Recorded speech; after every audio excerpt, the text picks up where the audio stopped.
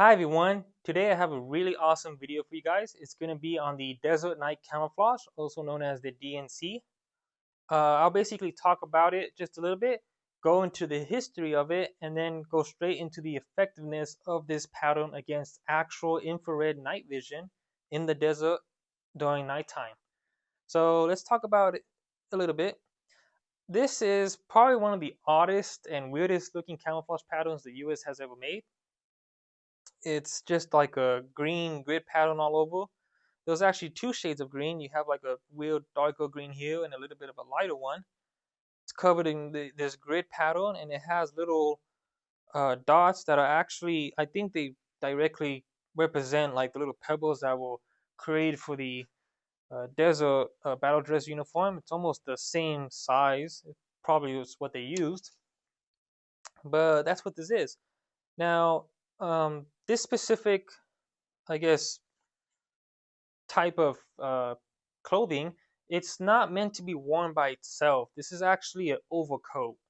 So basically, you're meant to put this over the desert battle dress uniform, which is this one right here.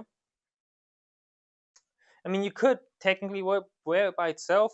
Only problem though is that there's no pockets. You see, these pockets are not really pockets per se. These are just little slits so that you can reach into the desert battle dress uniform.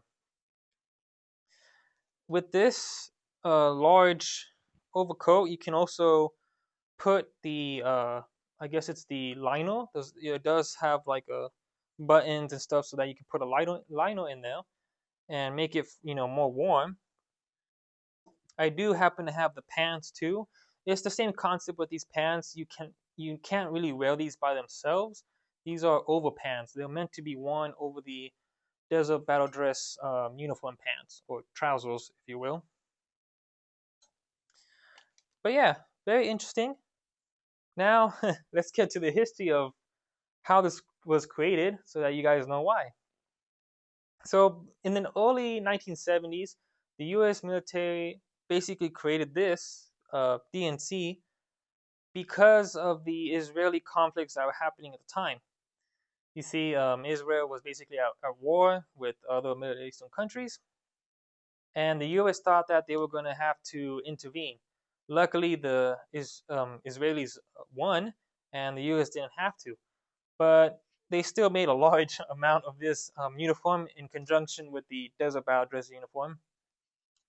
And the whole reason why they created this odd looking uniform is actually to basically kind of, I guess, blend you, or not really blend in, but to kind of trick infrared night vision so that it can't really see you, if that makes sense. You see, the way infrared night vision works, this is like really old school night vision. We're talking Cold War stuff, right? This is stuff that the Soviets had, and I think we had too. But basically, how infrared night vision works is very different from the stuff we have now.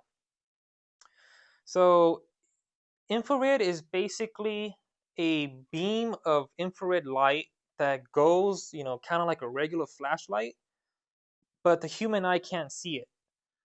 But if you happen to have either modern night vision or the night vision they had at the time, it was basically a kind of type of, I guess, camera slash image intensifier kind of, but it was meant to see the infrared.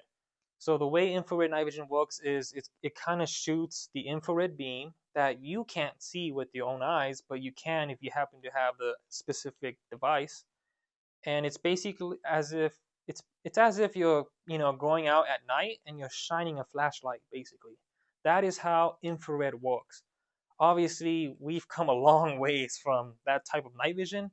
Now we have, I think we're already in the fourth generation of night vision, where it doesn't use infrared now. Nowadays, night vision uses light amplifiers that amplify lights from stars, little I guess little lights that come from anything, including like a flashlight or something, and it works, right? It works a lot better than what they had back in the day, infrared. But at the time, infrared was, I guess, the new thing, and the U.S. decided, oh, we need to make something to kind of blend troops from the infrared night vision, and they came up with this. Now, back then, infrared, anything that had to do with infrared, including, I guess, scopes, uh, binoculars, or even just the normal night vision that you guys know of, that's what it was created for. It was, the old stuff, right? And if you ever look at old videos of people using that type of night vision, it's extremely low, how do you say it? Like low pixelated quality stuff, right?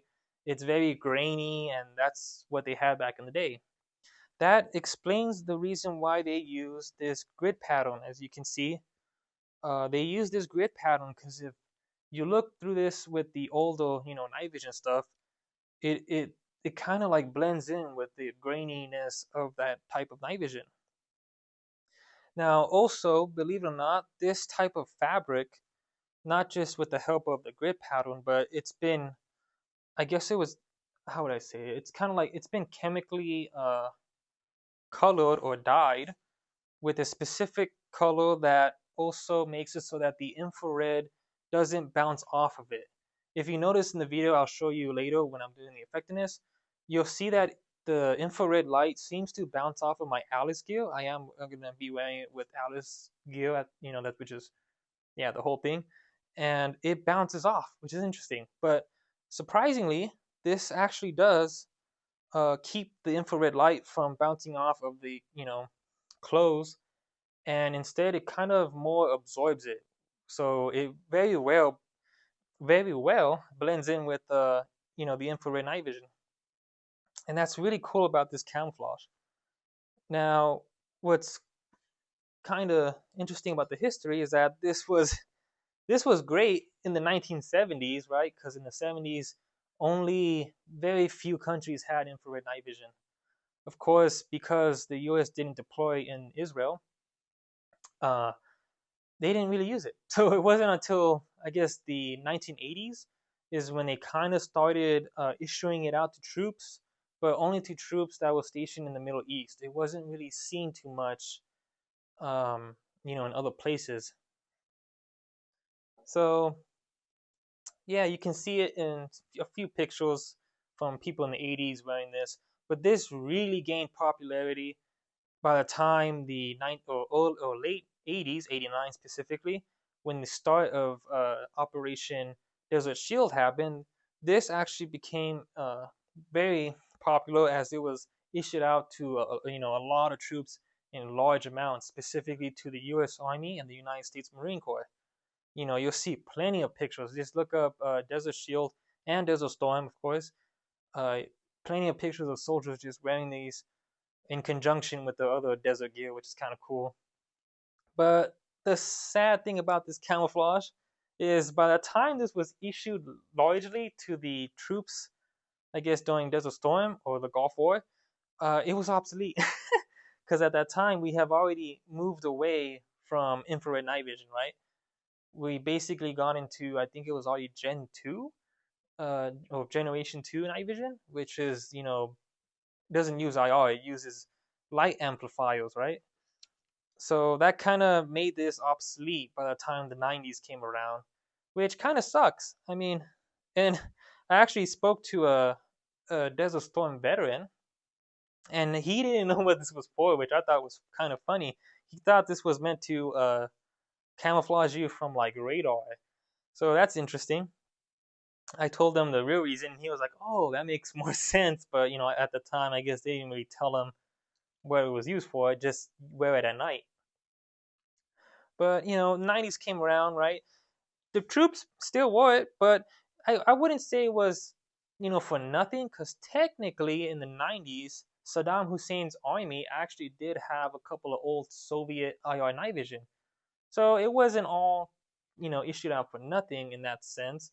And also, if you don't know, the deserts, well, in any desert really, it actually gets really cold during the fall and winter months. Believe it or not, a lot of people don't know that, but because of the high altitude, it actually gets pretty darn cold. So these came in really good hand, or they were pretty handy at the time A lot of soldiers wore them with the you can put line of the line was in them. They're like a green quilted fabric. It makes it really warm. I mean, I've I can see how soldiers would just love to wear it and then chill out at night. But yeah, it was also issued out for that reason, and it's kind of funny because a lot of soldiers didn't really use it for like the intended purpose during the Gulf War. It was kind of like just to keep you warm at night, and then also they used it for like garments. So you see a lot of like pictures of soldiers, using this as like a sleeping gown, which I think is kind of funny. But yeah, that's where it kind of ended. It was obsolete in the 90s. Once the Gulf War ended, this camouflage was basically phased out immediately, and it was replaced with, the other uniforms that were coming out, like the DCUs and the Woolen stuff. But yeah, that's the history of this. Now let's go straight into the effectiveness of this camouflage pattern. Now, where I'm testing this is specifically located in the deserts of California. I am testing it in an area where it was extremely dark. I'm talking like pitch black. You couldn't even see with like I would say a good 20 feet. You couldn't see what was like ahead of you 20 feet. That's how dark it was that day. So it was like almost perfect to test this camouflage out. And in the video, you'll see how the IR really does, you know, I mean, the camouflage really does work against IR night vision. So let's get into it.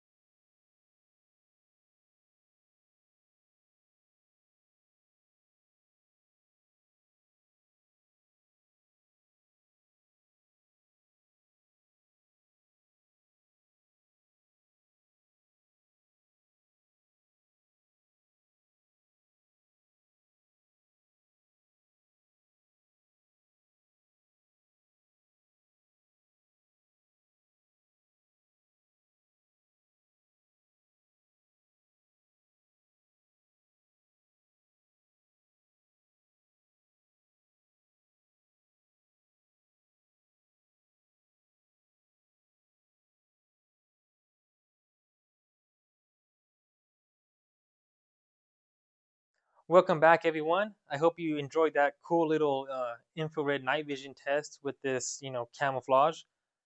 If you noticed the infrared that I was using, it's pretty grainy, right? And that's why, the US made this as like a grid pattern. I mean, it really does work when you have like that graininess and the green of that night vision. It just blends in almost perfect.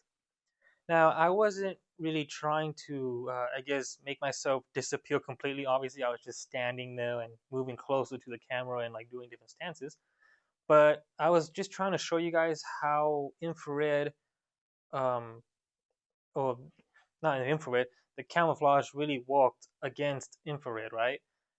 You can see that I basically walked about 30 feet, I would say, from the infrared night vision goggles, and you can see how the Alice gear that I was wearing, I guess it's not really treated for infrared. It was like really bouncing off. I mean, you can really see that. And if you noticed, my face was, you can see my face, you can see my boots that I was wearing, and the Alice gear, which is interesting, right? I mean, the infrared was really popping off of those types of clothes or gear that I was wearing. But surprisingly, it wasn't, being reflected with this fabric. So it really does work. I mean, at least with infrared, obviously. And you can see how, as I got closer to the goggles, it kind of didn't really work as well as I got closer. It was, obviously this thing can only handle so much. The infrared was, starting to pop off. But from a distance of just 30 feet, oh my goodness, I was like almost disappearing. Had I gone, a little bit farther, I would have completely disappeared from the camera. But yeah, it's really interesting that this thing works. But a lot of people, for I guess they don't really know about this camouflage. It's almost like, well, at least for a second, it disappeared for quite some time. And what's interesting about this camouflage too is that surprisingly, it has gained a new popularity, not with the military, but with um, regular people. I mean, especially celebrities. For some odd reason, a lot of, I guess, popular kids, if we want to call them that, they're really liking this camouflage for fashion. I have no idea why. I think even the brand Supreme has made a couple of these, with like Supreme on it or whatever, and other brands. And I think that's interesting. It has gained popularity with, I guess, the fashion people for whatever reason, right? And which is kind of, you know, a little, I would say a little bit whack because I used to wear this a lot and people thought it was weird, but now it's like a new thing. So whatever. But I wouldn't buy, I guess, from fashion companies this specific camouflage. If you really want some, I would highly recommend you try to find some at your local surplus, whether it's a, army surplus or whatever, right? Or you can check eBay. These are kind of expensive. You're probably, or at least now. Back then, I bought this for cheap, but nowadays, as I was looking, they're about $80, and they're actually getting up into the hundreds, mostly because of what's happening with the popularity. But enough of that little rant.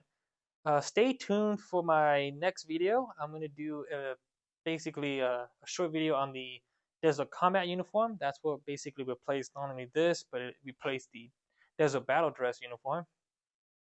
And if you haven't seen that video or the video on the Desert Battle Dress uniform, I would highly recommend you see this one first, just so you know a little bit, the little bit of history of this one, as uh, it was created in conjunction with the Desert Night Camouflage. I think it would be, like kind of cool to see this one first and then this one.